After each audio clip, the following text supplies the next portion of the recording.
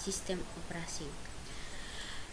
Setiap mesin memiliki sistem operasi sesuai fungsinya masing-masing. Sistem operasi di sini sebagai penghubung antara pengguna mesin dengan perangkat keras yang dimiliki mesin tersebut. Sebelum ada sistem operasi, orang hanya menggunakan sistem analog dan sistem digital. Dengan perkembangan teknologi, semua orang sudah menggunakan sistem operasi. Oke, di sini saya akan menjelaskan apa itu sistem operasi. Sistem operasi adalah sebagai pengelola seluruh sumber daya yang terdapat pada sistem komputer dan menyediakan sekumpulan layanan atau sistem call ke pemakai sehingga memudahkan dan menyamakan pengguna serta pemanfaatan sumber daya sistem komputer tersebut.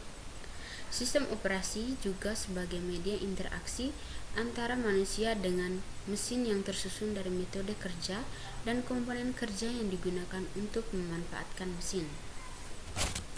Yang berikutnya, lapisan sistem komputer dan level pemakai.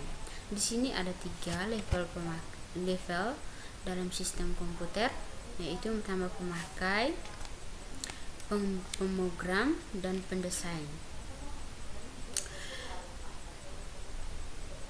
Pemakai hanya bisa mengoperasi program aplikasi tanpa bersinggung langsung dengan perangkat keras. Sedangkan sistem operasi bertugas dari pemrogram untuk program asli. Pendesain sistem operasi yaitu mengakses perangkat keras yang bersinggung langsung dengan sistem operasi tersebut.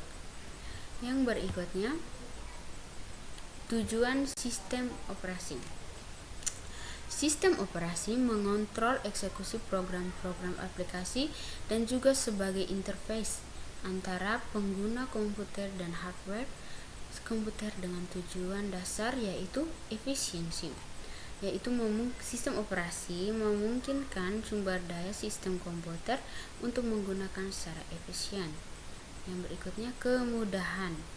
Sistem operasi membuat komputer lebih mudah dipahami oleh manusia. Yang berikutnya, kemampuan berevolusi.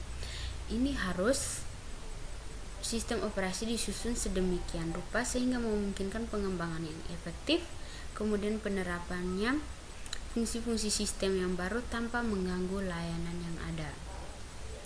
Yang berikutnya, tujuan sistem operasi ada 2, yaitu tujuan yang pertama pengelola sumber daya komputer, yang kedua penyedia layanan. Di pengelola sumber daya komputer yang terbentuk menjadi 2 tujuan, yaitu sumber daya fisik dan sumber daya abstrak. Sumber daya fisik terdiri dari input dan output. Input ini seperti motherboard, habis itu perangkat masukan, habis itu DVD. Kalau output ini seperti monitor, perangkat komunikasi.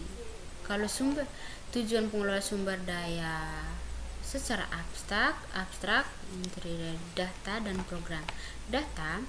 Program yaitu data pengendali sinkronisasi proses berkas untuk menyimpan data atau program atau sebagainya. Kalau program, kumpulan dari instruksi yang dapat dijalankan dan menghasilkan pengeluaran data atau instruksi berikutnya.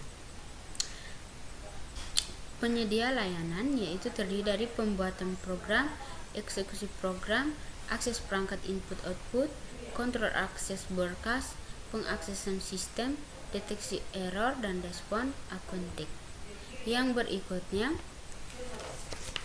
jenis sistem operasi berdasarkan jenis software terdiri dari 12, yaitu perangkat lunak bebas, perangkat lunak open source, perangkat lunak public domain, perangkat lunak copyleft, perangkat lunak bebas non copyleft, perangkat lunak GPL covered, perangkat lunak GNU, semi bebas berpemilikan, dan perangkat lunak komersial, freeware, dan shareware. Yang berikutnya, jenis sistem operasi. Jenis sistem operasi terdiri dari 4. Yang pertama single user dan single tasking, yang artinya satu pengguna satu perintah. Yang contohnya this operasi system. Yang berikutnya multi user multitasking, yaitu satu komputer dapat digunakan oleh banyak user, namun setiap user hanya menggunakan satu program aplikasi saja di suatu waktu. Kalau single user multitasking kebalikan dari multi user single tasking. Contohnya Windows, Mac OS, BOS, GDIS, dan lain-lain. Multi user multitasking, yaitu banyak pengguna banyak perintah. Contohnya Unix, Linux, FreeBSD, OpenBSD. Yang berikutnya jenis sistem operasi berdasarkan hardware, yaitu personal komputer, desktop, laptop, dan komputer server. Komputer server yaitu melayan dari klien. Klien sangat bergantung pada komputer server. Oke, yang berikutnya komponen utama sistem operasi. Di sini ada 3 komponen pertama. Yang pertama file, yang berisi file-file yang dibentuk atau dijalankan oleh sistem operasi.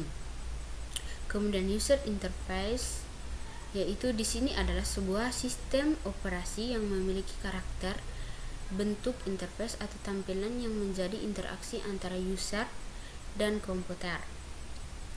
Contohnya berikutnya itu CLI command line interface, itu berdasarkan baris itu GUI graphical user interface. Yang berikutnya kernel, yaitu software atau sekumpulan program-program yang membentuk sistem dan memiliki tugas dan melayani berbagai program aplikasi untuk mengakses hardware secara aman dan terkendali. Monolithic kernel, microkernel, hybrid kernel, exokernel. Berikut penjelasan tentang beberapa kernel.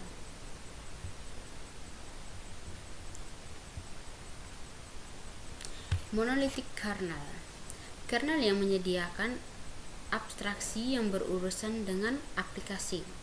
Kalau mikrokernel, kernel yang menyediakan banyak sekumpulan kecil abstraksi sederhana dan menggunakan aplikasi yang disebut server untuk menyediakan fungsi-fungsi lainnya.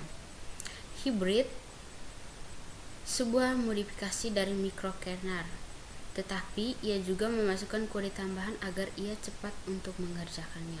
Kalau kernel EXO, dia menyediakan sekumpulan library yang menyediakan fungsi-fungsi akses ke hardware secara langsung atau hampir seluruh, sehingga sistem kerjanya lebih cepat digunakan oleh pemrogram aplikasi. Yang berikutnya macam-macam sistem operasi.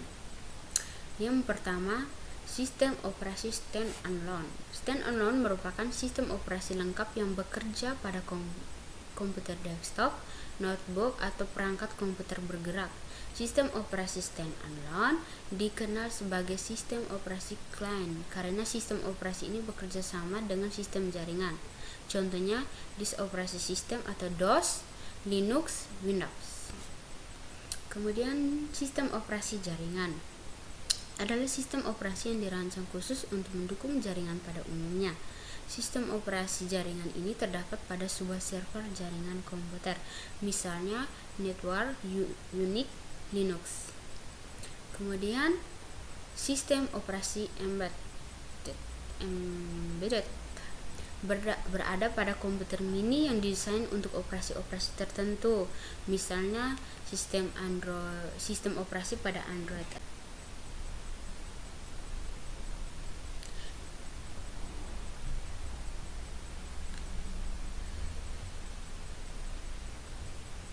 Oke, sekian pengenalan dan penjelasan saya tentang sistem operasi. Semoga bermanfaat. untuk bagi kita semua. Selamat siang.